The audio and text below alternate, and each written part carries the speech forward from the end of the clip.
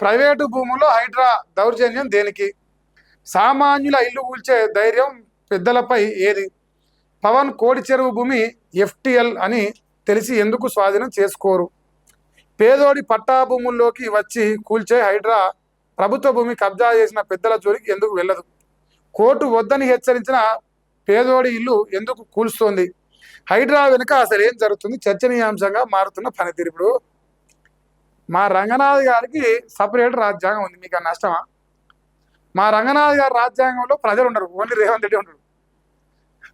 రేవంత్ రెడ్డి ప్రభుత్వం, రేవంత్ రెడ్డి ప్రజలు, రేవంత్ రెడ్డి రాజ్యాంగం, రేవంత్ రెడ్డి అన్ని కర్త కర్మ క్రియ అన్నీ రేవంత్ రెడ్డి. హైడ్రా అంటే మా రంగనాథ్కి ప్రజాస్వామ్యంతో పని లేదు, ప్రజలతోని పని లేదు, చట్టాలతోని పని లేదు, కోర్టులంటే భయం లేదు, ఏమన్నా భయం లేదు. ఆయన ఓన్లీ రేవంత్ రెడ్డి అంటే ఒక భయం ఉన్నది. ఆయన ధర్మంగా పనిచేస్తున్నాయి. ఆయన అసలు చెప్తున్నా, హైడ్రా రంగనాథ్ గారు ధర్మంగా పనిచేస్తుంది. ధర్మంగా ఆయనకు రేవంత్ రెడ్డి మీద ప్రేమను ప్రజలందరికీ చూపిస్తున్నారు. తప్ప నాకైతే తప్ప అనిపిస్తలేదు. మీరు తప్పంటే మీరు అనుకోరు, నాకేం సంబంధం కూడా లేదు దాంట్లో. నేనైతే తప్పని అనుకుంటలేను. ఆయన ధర్మంగానే ఉన్నాడు, ఆయన కరెక్ట్గానే ఉన్నాడు అనుకుంటాను. కులగోడు ఇప్పుడు ఆయన పేదోని కొబ్బలు కొడతానికే వచ్చిన ఆయన జన్మ లక్ష్యం అది, ఆయన జీవిత లక్ష్యం. అధికారి అయింది దానికే అనడం. మరి ఆయన ప్రభుత్వ భూములు చెరువుల పరిరక్షణే ధ్యేయంగా పుడు పోసుకున్న హైడ్రా, కానీ ప్రభుత్వ భూములు కాపాడుతున్న దేవుడు ఎరుగు, చెరువులు పరిరక్షణ దేవుడు ఎరుగు, కానీ పేదోని కొంపలు కొరట్లు మాత్రం పక్కా ఎరుక ఆయనకు. ఆ లక్ష్యం మారిపోయింది. లక్ష్యాన్ని డైవర్ట్ చేసుకున్నారు, ఇటు నుంచి ఇటు పెట్టి అంతే, కొంచెం చేంజ్ చేసిరే తప్ప ఆశించిన లక్ష్యాలు విస్మరించి ప్రైవేట్ ఆస్తులపై పంజా విసురుతుందా? అధికార బలాన్ని చూపి సివిల్ వివాదాల్లో ఉన్న భూముల్లోకి బుల్డోజర్లతో చొరబడటం వెనుక అసలు అంతర్యం ఏమిటి?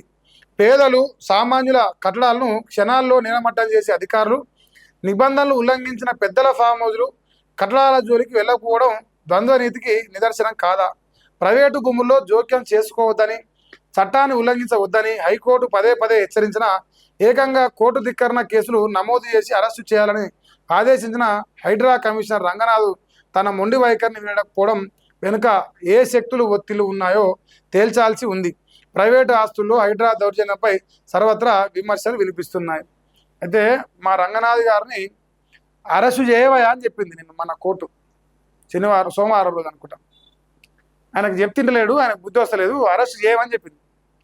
తర్వాత ఆయన తరపున న్యాయవాదుని దండమో దశకమో పెట్టి బతలాడితే వదిలేది మరసారన జర బుద్ధిగా ఉన్నా అని చెప్పాను నేను.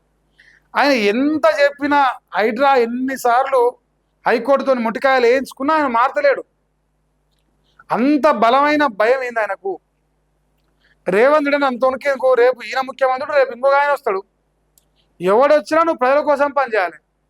మరి నీ వీక్నెస్ ఏమన్నా ఆయన కాడ ఆగిపోయిందా? ఎందుకు ఇంత భయపడతాను? కారణం ఏంది? సమాజం అయితే విస్మయానికి గురవుతున్నది నీ యాక్షన్స్ వల్ల.